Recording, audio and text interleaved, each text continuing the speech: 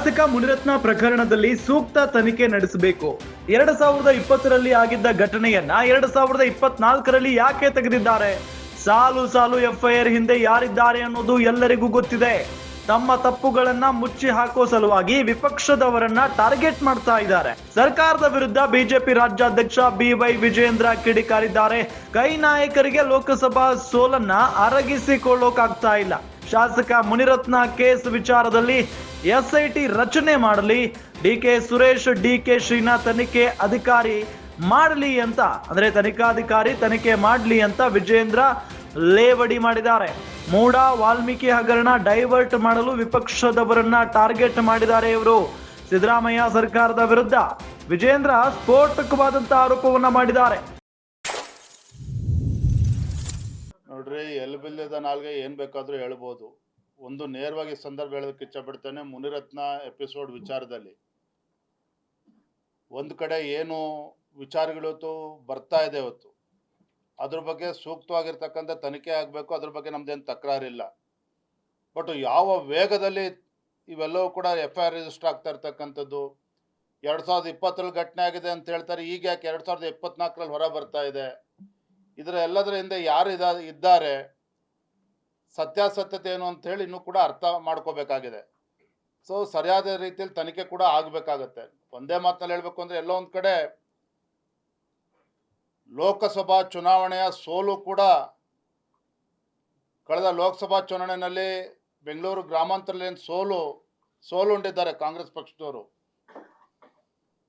ಅದರ ಪ್ರಭಾವನೂ ಕೂಡ ಎಷ್ಟಿದೆ. ಯಾಕೆಂದರೆ ಹತಾಶರಾಗಿದ್ದರು ರಾಜ್ಯದ ಉಪಮುಖ್ಯಮಂತ್ರಿಗಳಿರ್ಬೋದು, ಅಲ್ಲಿನ ಕಾಂಗ್ರೆಸ್ನ ಅಭ್ಯರ್ಥಿ. ಸೊ ಅವರ ಪಾತ್ರಗಳೇನು ಎಲ್ಲವೂ ಕೂಡ ಬರೋದ್ರಿಂದಲೇ ಗೊತ್ತಾಗಬೇಕಾಗ್ತದೆ.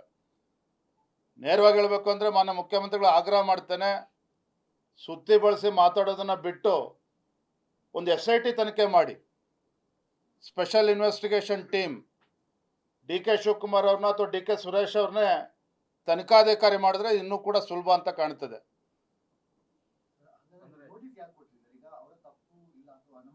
ನೋಡಿ, ನೋಟಿಸ್ ಅರ್ಥ ಏನು? ಈ ರೀತಿ ಪತ್ರಿಕೆಗಳೆಲ್ಲ ಬಂದಿದ್ರ ಬಗ್ಗೆ ಏನು ನೀವು ಅದ್ರ ಬಗ್ಗೆ ಉತ್ತರ ಕೊಡಿ ಅಂತೇಳಿ, ಸಮಜಾಯಿಸಿ ಕೊಡಿ ಅನ್ನುವ ವಿಚಾರವನ್ನು ನಾವು ಹೇಳಿದ್ದೇವೆ. ನೋಡಿ, ಬಟ್ ತನಿಖೆ ಆಗಲಿ ರೀ. ಈಗಿನ್ನೂ ತನಿಖೆ ಪ್ರಾರಂಭ ಆಗಿದೆ. ಈಗ ಯಾಕೋ ನೋಡೋಣ. ಯಾಕೆಂತ ಹೇಳಿದ್ರೆ ಪ್ರತಿನಿತ್ಯ ಒಂದೊಂದು ಹೊಸ ವಿಚಾರಗಳನ್ನ ತರ್ತಾ ಇದ್ದಾರೆ. ಇಷ್ಟು ವರ್ಷ ಇಲ್ದಿದ್ದು ಏಕಾಏಕಿ ಈಗ ಯಾಕೆ ಈ ರೀತಿ ಆರೋಪಗಳು ಬರ್ತಾ ಇದೆ? ಹಾಗಾಗಿ ಇನ್ನೂ ಕೂಡ ತನಿಖೆ ಆಗಲಿ, ಏನೇನು ಬರ್ತದೆ, ಇನ್ನೂ ಅವರ ಅಸ್ತ್ರಗಳು ಏನೇನು ಇಟ್ಕೊಂಡಿದ್ದಾರೆ ನೋಡೋಣ, ಆಮೇಲೆ ಅದ್ರ ಬಗ್ಗೆ ಚರ್ಚೆ ಮಾಡೋಣ. ಶಾಸಕ ಮುನಿರತ್ನ ಪ್ರಕರಣದಲ್ಲಿ ಸೂಕ್ತ ತನಿಖೆ ಆಗಬೇಕು. 2020ರಲ್ಲಿ ಘಟನೆ ಆಗಿತ್ತಂತೆ, ಅದನ್ನ 2024ರಲ್ಲಿ ಯಾಕೆ ತೆಗೆದಿದ್ದಾರೆ? ವಿಜಯೇಂದ್ರ ಮಾಡಿರುವಂತ ಪ್ರಶ್ನೆ ಇದು. ಸಾಲು ಸಾಲು FIR ಹಿಂದೆ ಯಾರಿದ್ದಾರೆ ಅನ್ನೋದು ಎಲ್ಲರಿಗೂ ಗೊತ್ತಿದೆ. ತಮ್ಮ ತಪ್ಪುಗಳನ್ನ ಮುಚ್ಚಿ ಹಾಕುವ ಸಲುವಾಗಿ ವಿಪಕ್ಷದವರನ್ನ ಟಾರ್ಗೆಟ್ ಮಾಡಿದ್ದಾರೆ. ಸರ್ಕಾರದ ವಿರುದ್ಧ ಬಿಜೆಪಿ ರಾಜ್ಯಾಧ್ಯಕ್ಷ BY ವಿಜಯೇಂದ್ರ ಕಿಡಿಕಾರಿರುವುದು ಕೈ ನಾಯಕರಿಗೆ ಲೋಕಸಭಾ ಸೋಲನ್ನ ಅರಗಿಸಿಕೊಳ್ಳುವುದಕ್ಕಾಗ್ತಾ ಇಲ್ಲ. ಶಾಸಕ ಮುನಿರತ್ನ ಕೇಸ್ ವಿಚಾರದಲ್ಲಿ SIT ರಚನೆ ಮಾಡಲಿ, DK ಸುರೇಶ್, DK ಶಿವಕುಮಾರ್ನ ತನಿಖೆ ಮಾಡಲಿ ಅಥವಾ ತನಿಖಾಧಿಕಾರಿ ವಿಚಾರಣೆ ಮಾಡಲಿ ಅಂತ ವಿಜಯೇಂದ್ರ ಈ ಸಂದರ್ಭದಲ್ಲಿ ಹೇಳಿಕೆಯನ್ನ ಕೊಟ್ಟಿದ್ದಾರೆ.